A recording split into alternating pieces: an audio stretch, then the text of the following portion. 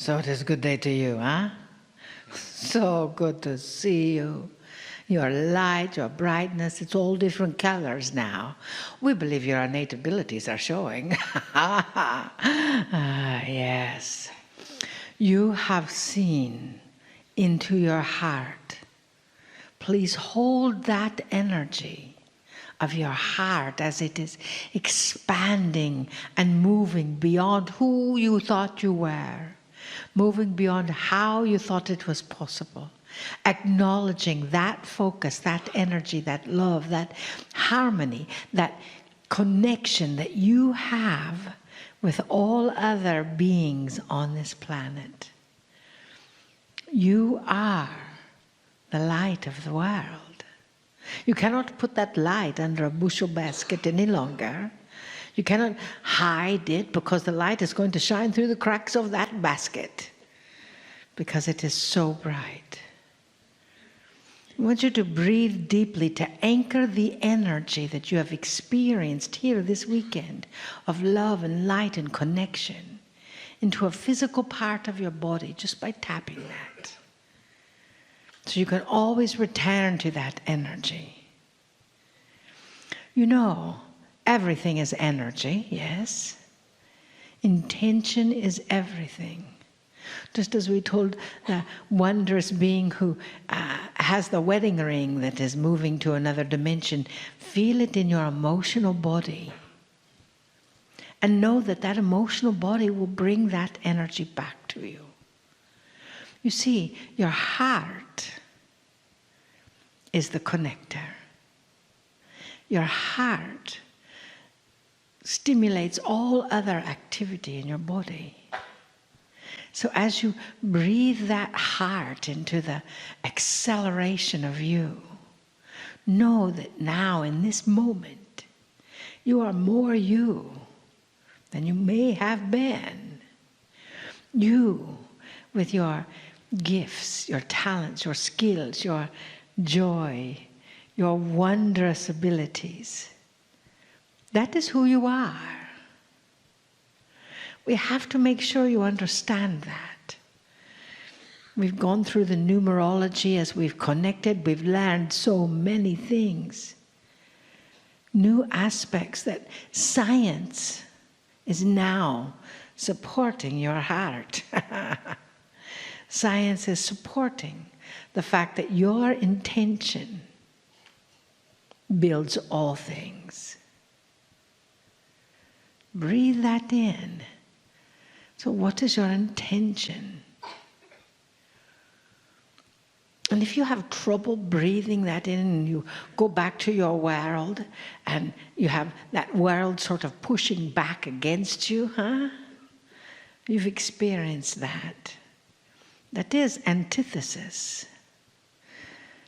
As our dear Cryon stated, or Lee, one of the two, stated that when the light gets so bright, the opposite of that light can come in and push a little bit. And yet that just causes your light to expand. Take that power stance of light. Hold that energy.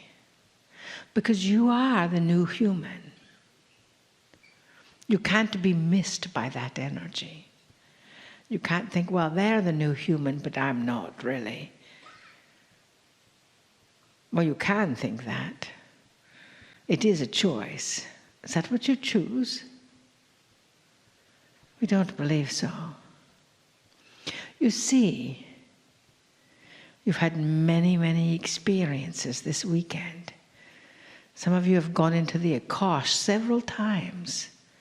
When you're sitting here in this room or in the other room or in your bedroom, in your hotel room, maybe in your own home. Know that that is a tool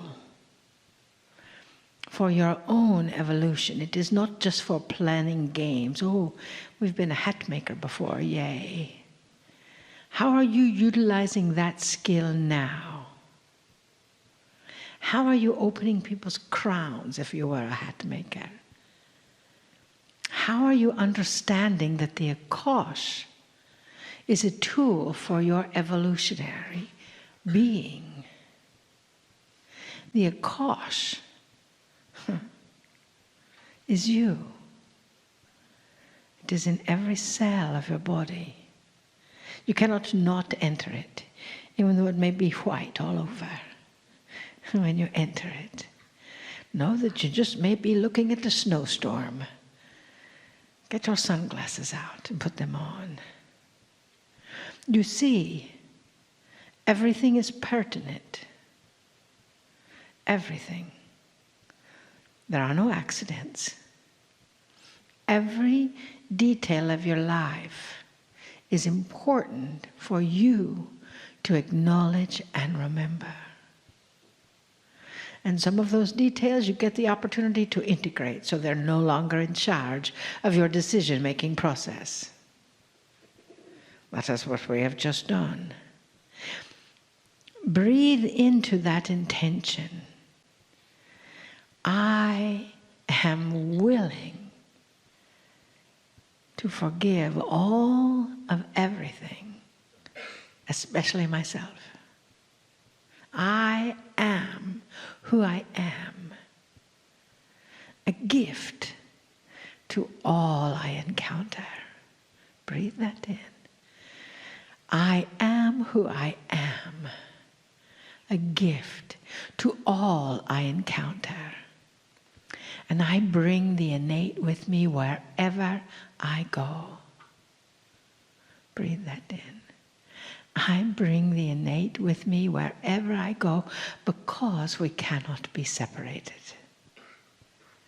We are one in all things, in all places. We are one in joy, in love, in peace, in truth, your truth.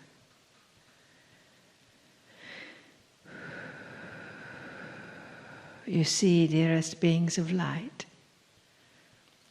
you are that truth. And we know all those old stories that you've been telling yourself. Just laugh about them. Oh, remember when that happened? Wasn't that funny when you fell down the well and didn't come back out?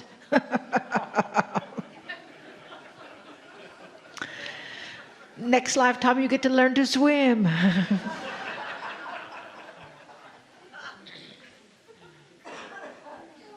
You understand? There is no death. You just keep on going. And the wiser you are, what happens? Everything. Trust yourself, dearest. Trust your love, trust your light, trust your vision, trust your peace. But most of all, trust yourself. And you will know how to live. Namaste.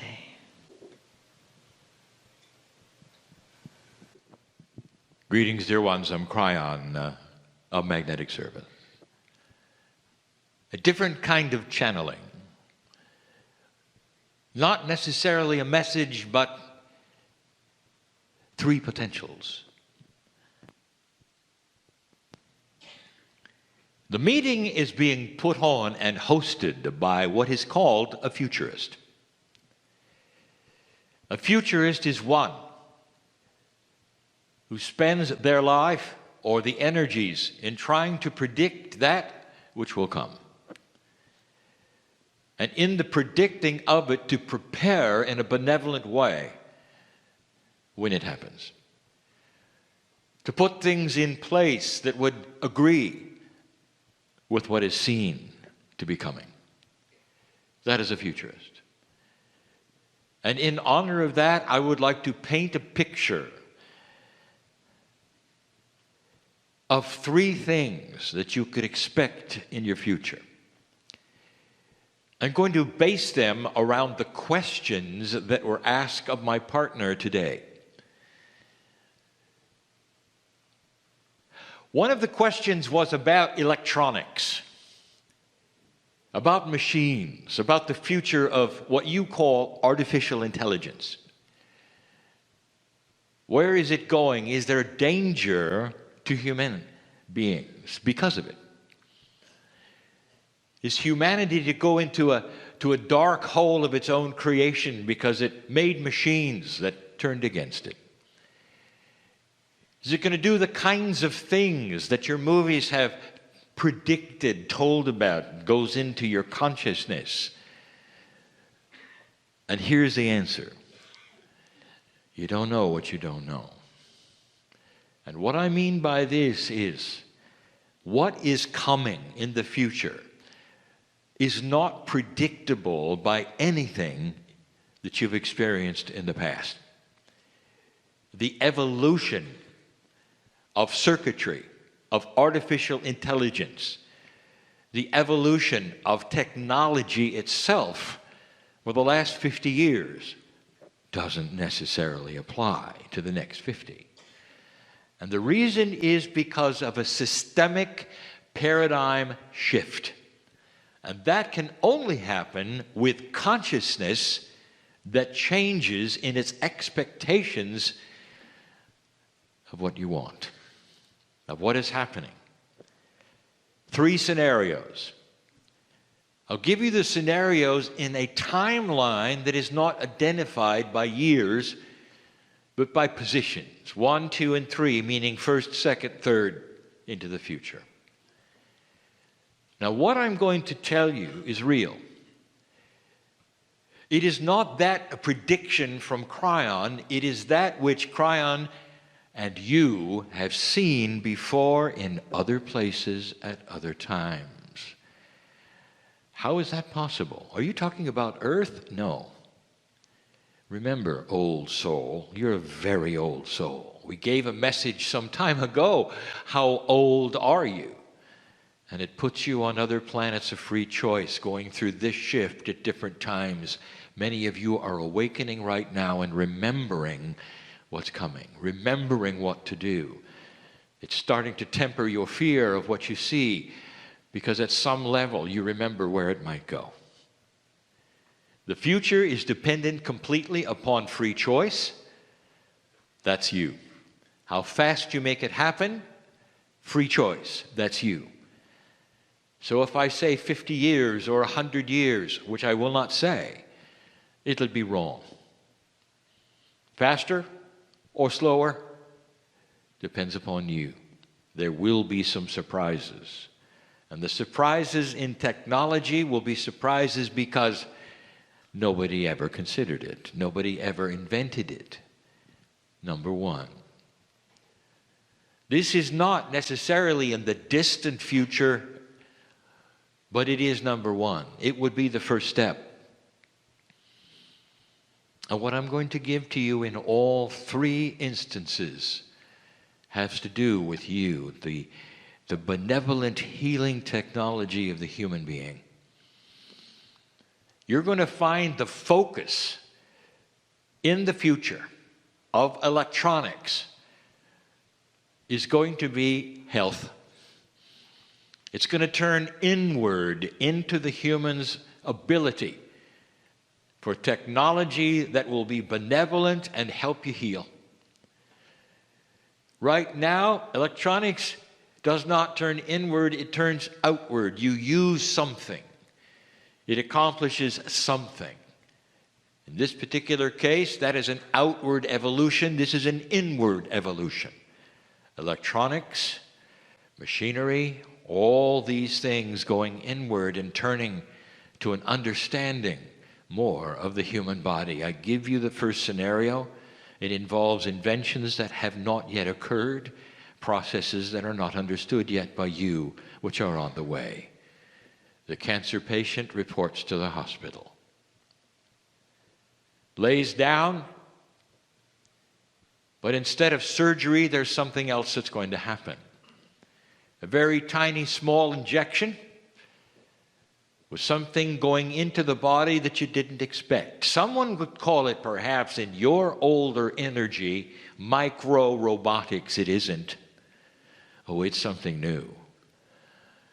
And if you could examine the millions of little things that are being put into the bloodstream, you would be astonished And you'd say, I'm not sure that that's really even possible, Cryon, because they're as big as small cells, no bigger than a cell you can barely see with the naked eye.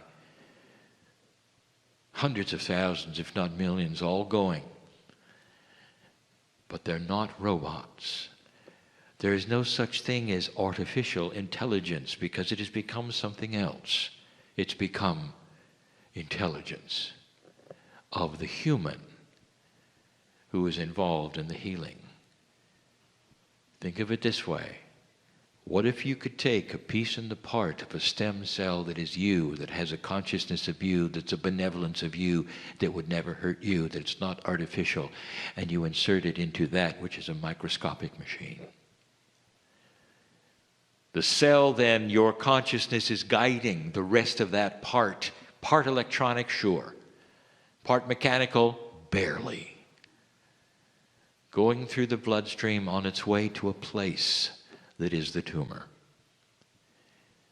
And after literally less than 15 minutes, they're all collected around the tumor.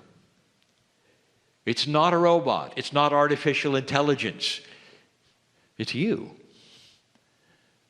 Inserting yourself into your own body in a miraculous way through inventions that are not here yet. Part biology, part machine, part electronics, all together in a benevolent scenario that gathers around the tumor and with a process you don't know about, destroys it. Destroys it. A hint, what destroys disease? Not the scalpel. I'm not talking about that. What is it that can destroy disease? It's the first wave of the understanding. You're inserting consciousness right next to the tumor. And it starts to go away. It's dissolving. It has no choice because it's got millions of little yous all around it. Is this possible? Is something like this even feasible? I've just given you a reality that will happen. Now that's archaic compared to the next one. Leap over. How many years? It's up to you. How many years? The cancer patient reports to a building. And the building may have a sign that says the V group, complete and total healing. One-stop shopping for disease elimination. And the cancer patient goes into the building. There's no injection. This is the height and the evolution of virtual reality. Today you have the beginning of it. You put on a pair of goggles and you can look around, and what you see is that which is a program. You can look around yourself in 360 degrees. You'll be put into beautiful nature. You'll hear the sounds of nature. And in that you feel this virtual reality is all around you. Dear ones, that's a toy compared to what I'm going to give you. You go to a place, you sit down. I won't describe the apparatus. It'll give it away. It's coming. It will be invented. It's in the minds and the akashas of those who will do it. And in a moment or two, you are in another place. A virtual reality that lets you stand and walk and be. So real is it that you can interface with others, not with a program, but other intelligences that are human. They're in there with you to help you. Nothing is artificial about it, except the things you see. And what you see is a healing center. And in this healing center, a story within a story, you go into a building. And you lay down. And above your head is a screen. And on the screen is your tumor. And you're lying down for a reason. That is so you'll be relaxed and joyful, understanding. So there's no distribution one way or other to blood to your head or to your feet. It's normal. You're in a position of neutrality. The screen is above you, and you start to see your tumor. Given to you may be something called paddles. I'm not going to describe them, it would give it away. And in this, you are going to manipulate the healing of your own tumor, but that's not all. You're going to use some sounds also. You're going to sing a little, and there's going to be some affirmative kinds of tunes and sounds you may make. A schedule that you've rehearsed and that you know. It is so real. You're in another world, and yet at the same time you're sitting in a chair, lying down perhaps. But it feels like you could stand, you could be, you could do. In the real world, that's not where you are. You're in the virtual world. And then it happens. In this virtual world, you start seeing yourself heal your own tumor. You watch it start to go down. The healing starts to be complete. There's a feeling of joy. You start to see your own healing in such a profound way, and you realize this is great. This is wonderful. Look what I'm doing. The virtual experience lasts a day or more. It is so real, you eat during that time and you're nourished. In a virtual situation, it's so real. You get up after you've dissolved your own tumor and you've sung to it and it's gone. You're not done. You go for the tests. And you sit, and the doctors start to test to see if it's gone. And it is. And you see the results, and you see the chemistry, and you see the charts, and they shake your hand and they say, congratulations, it's gone. All in a virtual world. When it's time for you to come back to the real world, they bring you back slowly. You didn't put on a pair of goggles, dear ones. I'm not going to tell you what you did, but it was complete. It surrounded you. There's nothing like it. Virtual world. Almost like you stepped into another dimension. Not to give it away. And when you come back, nobody gives you any tests to find out how it turned out, because they know.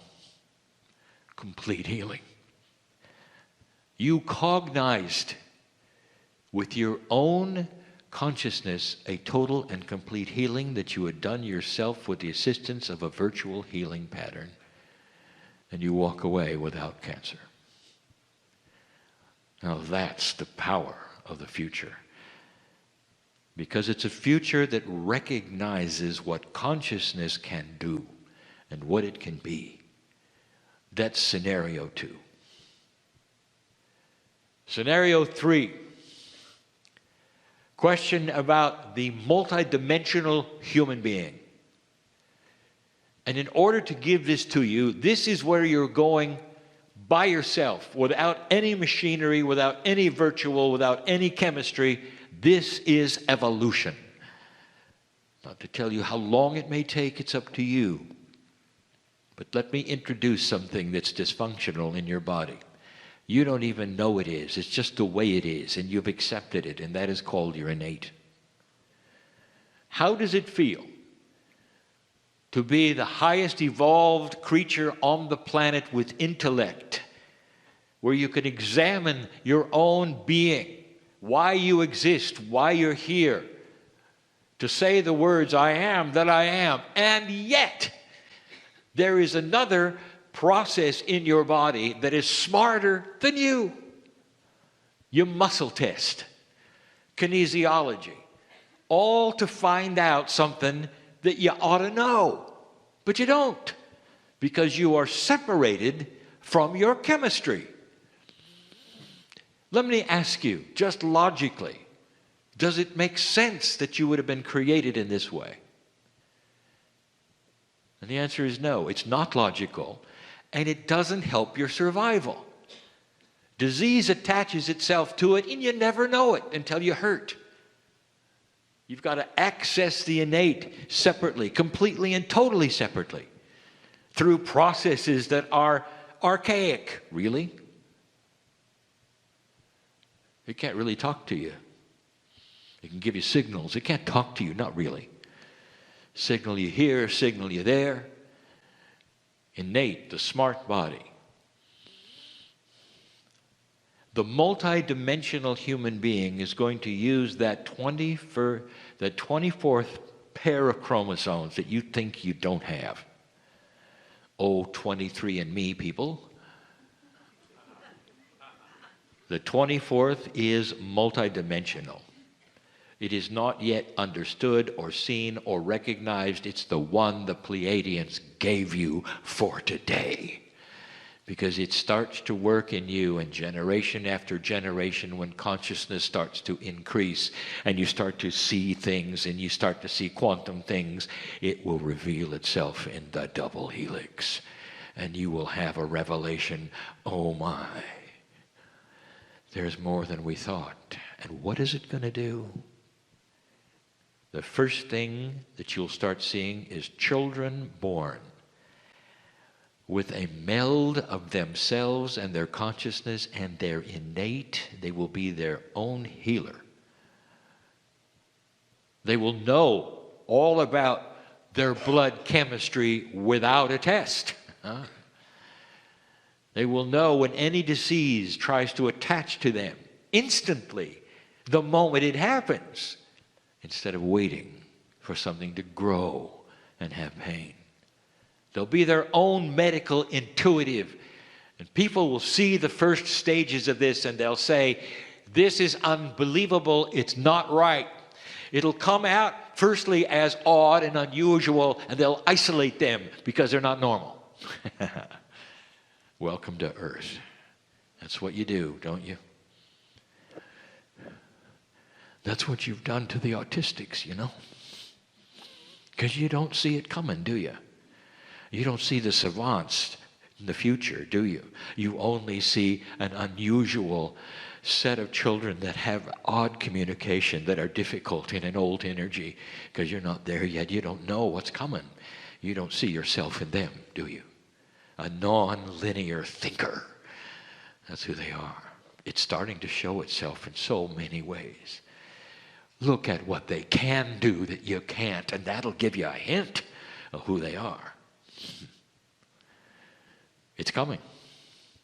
That multidimensional piece of your DNA that you can't even see yet is going to bring your consciousness in line with your innate. Now, I finish with this. What is your innate attached to that is also a mystery that you cannot easily access, and it's called the Akash of the human being? You're going to be connected to your Akash. What do you know about the Akash? It's something that often bothers you. It bothers you because it only remembers bad things. These are the things that even today you work with, and successfully, but you work with them because they're not obvious. They're not pasted upon your consciousness yet, and they will be, which gives you full access to the wisdom of the past, full access to dismiss all negative things. This will be one of the most significant evolutionary steps of humanity, the marriage of the Akash, the innate, and consciousness. That will be the multidimensional human being. And when it takes place, you will then look at the fact that you might have come from the Pleiadians, and you'll know who they are. You'll understand, because it's all part of a scenario of connection, of coherence with your brothers and sisters from the stars. That is the future. How soon, Cryon? Not soon enough. Not soon enough. But you'll be there. Every single one with free choice will come back and be improved and improved in a world that has so much promise. Why, Cryon? Why all of this? What if I told you this? There'll come a time, dear ones, when it's your job to seed some other civilization in some other faraway place and give birth to compassionate action in other places of this galaxy. Are you getting this? How important you are at this juncture of time. So many mysteries, you might say, all to be revealed, and you'll be there. Don't fear these things, because they come from you. That is the message for today. And so it is.